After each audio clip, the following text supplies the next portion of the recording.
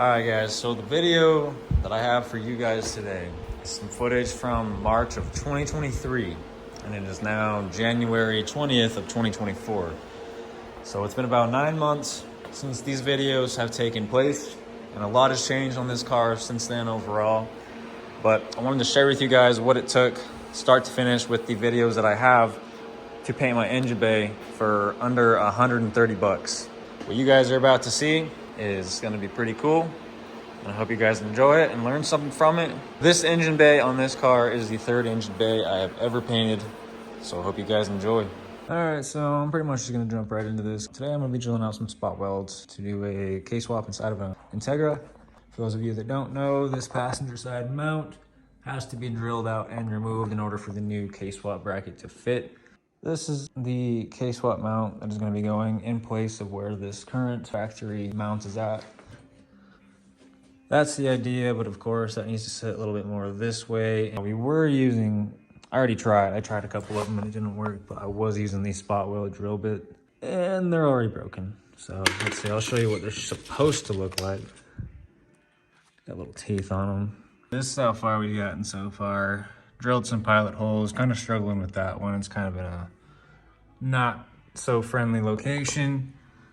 Went ahead and hit them all. Just going a little bit size bigger now so we can start prying this bracket off the frame.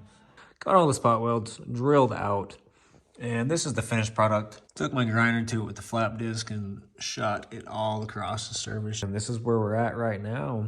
I picked these up from Downstar for about, I'd say about 80 bucks, I think is what it was, total cost.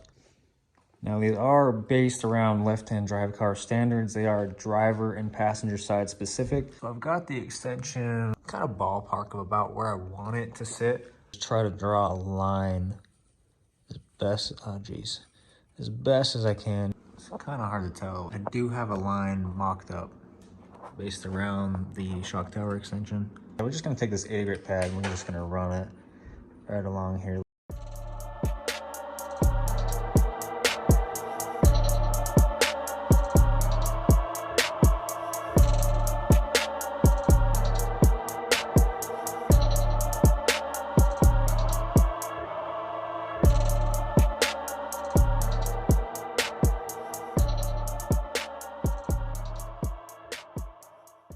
All right, so my first cut is done.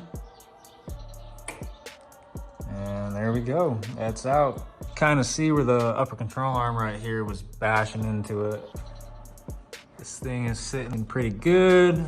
I still gotta knock down the side a little bit more. Other than that, I'm probably gonna have to take off just a little more right there in that ballpark. Got the passenger side set in pretty much right where I'd like it to be. It sits pretty well in there.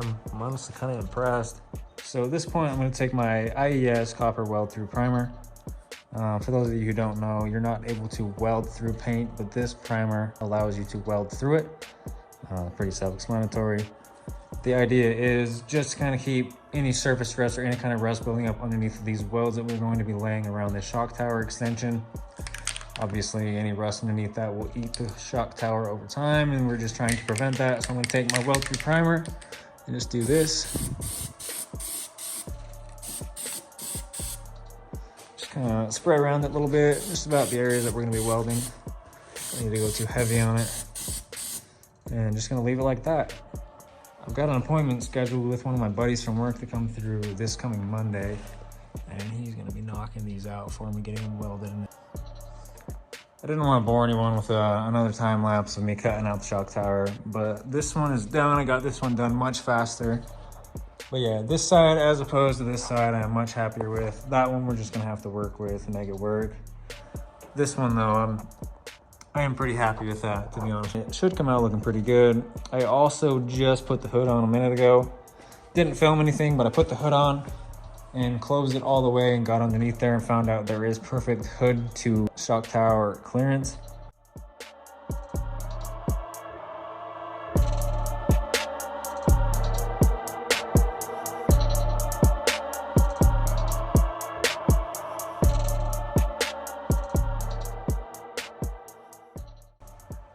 Got all the fender contact points ground down, looking a little bit better than what they were. much better than what they were actually. I kind of jumped the gun a little bit, didn't film any of what my buddy did. He came through and welded up the shock towers for me. Fits pretty well. Had to do some stitch welding, so those of you who don't know, this is very thin metal, so you're gonna have to stitch weld this. Yeah, other than that, everything's solid. It's all welded. It's in solid. It's in there. Went out to our local paint store today and bought this high-tech putty board or whatever, but also picked up some icing, otherwise known as maybe filler or skim. And then it came with this cream hardener. I already went ahead and started hitting these towers with the skim, and we've been sanding them a little bit already, but that's how far we've gotten is so far. Based on what I was reading, I'm not like a body professional by any means, but what I was reading is you want about room temperature, so 60 degrees to about 90 degrees to apply this stuff or to cure properly. And the idea is there's just some low spots here, so obviously we're in the garage, and for video's sake, we're gonna say it is 60 degrees in this garage. We don't have a heater in front of this body panel by any means. But we're just gonna take our filler and fill it in. There we go. There we go, there she is. Just gonna hit back here a little bit more. Did you just hit my car? No, I didn't. Brian, you got something to share? There's gonna have to be a lot of editing, you know that? Why? Because I'm a sick. All right, so we're about probably 2 days left since that last clip. Honestly, I don't even remember what I said in the last clip. I added some more filler to both of these towers, and this morning I got up and went to town on sanding it down and getting it as close to perfect as possible. I got some primer sprayed over it. I got about 3 coats of primer laid. This black paint that I've lightly sprayed over it is gonna help identify all the low spots and high spots. So I should be able to knock down those high spots a little bit and help us get this panel just about right.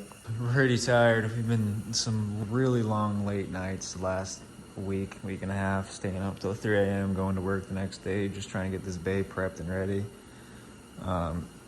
Didn't really take any time last night to film. I think Brian might have taken a couple clips and took some pictures as well, but this is the bay. It's completely done. Base coat, clear coat sprayed, and I cannot complain. All things considered, the temperature, the environment, no paint booth, looks pretty good. Happy with it. I don't know where else to take this video from here. That's basically the gist of how you prep and sand an engine bay for paint. And yeah, I'm probably just gonna go ahead and end the video here. Got nothing more to say. So for those of you who've been watching to this point, thank you, and I really appreciate it. Shit.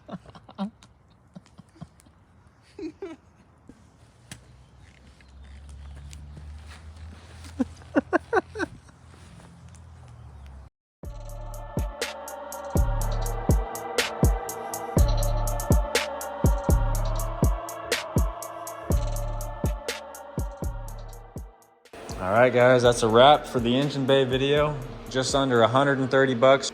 Base coat, clear coat, shock tower extensions, and the sandpaper all invested into it, just under 130 bucks. And I spent a total of 46 hours invested into this engine bay, getting it to what it is today. So keep in mind, those shots were taken months ago, and the engine bay is very dusty now, but this is the way it sits right now, this point in time, January 20th of 2024. Very dusty. I'm still trying to figure out what paint scheme I want to go with for the valve cover. So if you guys have any input on that as to what color you think, let me know down in the comments. I was thinking maybe do a wrinkle red or a wrinkle black just to keep it basic, but I don't know, we'll have to see. I feel like black would tie in really nice with the color, but I also like the red because of the Type R badges and all the stitching on the interior is red. So there are a few little red accents here and there, but yeah, let me know what you guys think down in the comments. Definitely open to any input you guys might have. Anyway, this will conclude the engine bay painting. Hope you guys enjoyed it. Thank you for watching.